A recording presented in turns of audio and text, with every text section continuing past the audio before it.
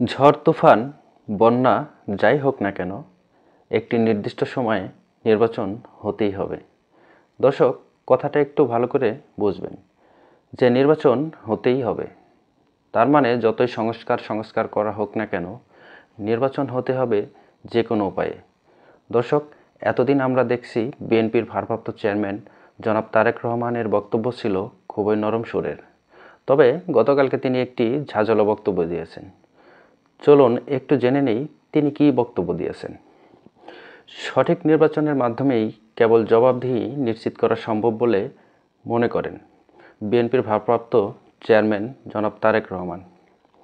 তিনি বলছেন, নির্বাচনী ব্যবস্থা যদি ঠিক করতে না পারি তবে দেশের কোনো কিছুরই সমাধান হবে না। ঝড় তুফান বন্যা খরা বৃষ্টি যাই হোক না কেন একটি নির্দিষ্ট সময়ে নির্বাচন হতেই হবে, এর কোনো বিকল্প নেই। এই লক্ষ্যপথে কেউ বাধা হয়ে দাঁড়ালে আমরা তাদের প্রতিহত করব।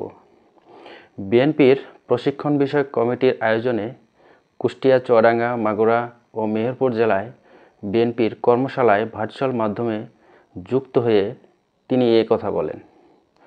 তিনি আরও বলেন, যেসব দেশে গণতান্ত্রিক পরিবেশ বিরাজ করছে সেখানে প্রশাসন, রাজনৈতিক দল সব কিছুর মধ্যে একটা চেক অ্যান্ড ব্যালেন্স থাকে।